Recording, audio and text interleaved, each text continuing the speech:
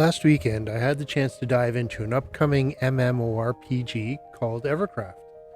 They were conducting a stress test on the server to gauge how it would handle large player numbers. Since the game hasn't officially launched yet, the event was only open for a couple of days. Naturally, I couldn't resist checking it out. The world felt fresh and brimming with potential, so I decided to roll up a druid. I named him Ulysses after my druid from World of Warcraft. Sounds fitting for a nature-loving healer, right? As soon as I hit that enter world button, I was transported to the land of Evercraft. Upon spawning, the first thing I noticed was a letter in my inventory. Opening it, I learned that I had been tasked with finding my druid trainer in a place called the Cover. It was the first taste of the game's questing system. Exciting! A game with quests. It immediately reminded me of the adventure style I loved from EverQuest. Of course, Evercraft had a familiar twist. Just like in EverQuest, I had to hail NPCs to trigger the quest lines. No hand-holding here. I needed to actually read what these NPCs were saying and figure out where to go.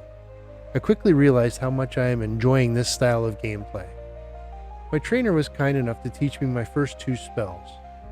I received Briar Spikes, a spell that wrapped enemies in damaging thorns, and Lesser Wounds, a healing spell. Eager to try them out, I wasted no time adding the spells to my book and slotting them onto my hotbar. With my new spells at the ready and my hotkeys organized, I was finally prepared to venture out and complete my first quest. By the way, Evercraft has a neat feature. If you ever forget the details of a quest, you can access all your past interactions with NPCs through your in-game journal.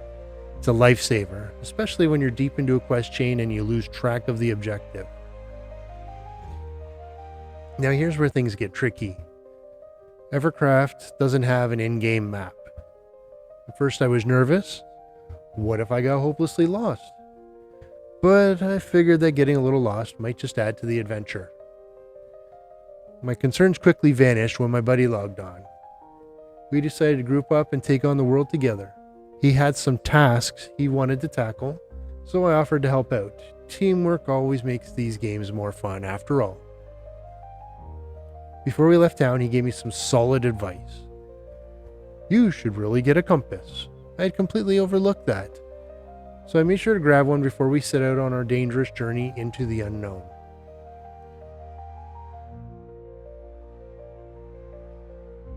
Once we were prepared, we left the safety of the town and ventured out into the wilderness. Every step felt risky. We fought whatever creatures crossed our path, collecting experience points while keeping a close eye on our surroundings. There was a sense of beauty in the unknown countryside, but there was danger too. One amusing discovery we made was that being elves, some creatures that would normally be hostile to other races weren't aggressive towards us. It made our travels a bit easier, and it felt like we were sneaking past dangers without having to fight. Our first stop was a quaint little place called Moorhaven's Crossing. It's a nice little one-bridge town. It felt like one of those sleepy hamlets where nothing bad ever happens. Or so we thought.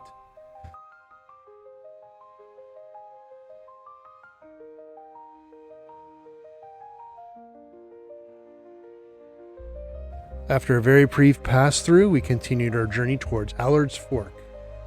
We had no idea at the time, but this place would play a much bigger role in our adventure later on. For now, it was just a quick stop before we moved on.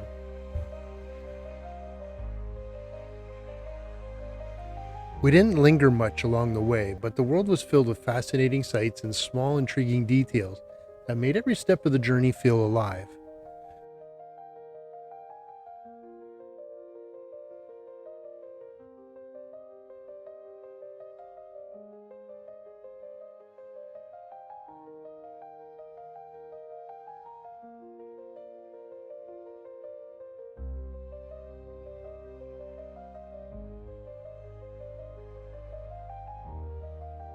At one point, we had to avoid a rather aggressive frog. Yep, you heard that right, an angry frog. Strange as it sounds, it was just a small part of a larger threat that loomed over this world.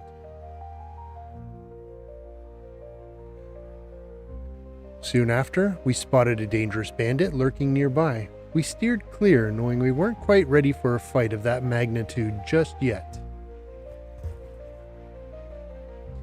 Then we crossed into Leont Meadows. a region that felt vast and full of possibilities. But with that openness came danger. The wilderness was alive with threats.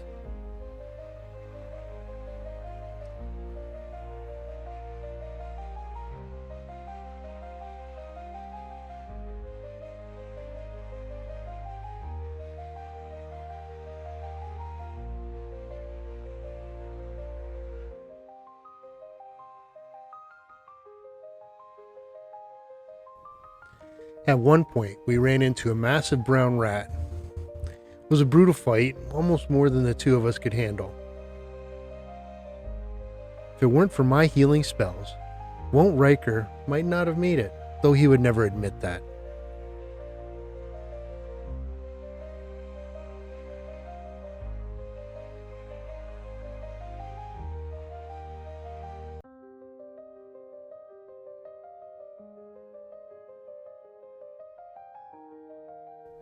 Finally, we reached the gates of Leont, a sprawling city that marked the beginning of a new chapter in our journey. Little did we know our adventure was only just beginning.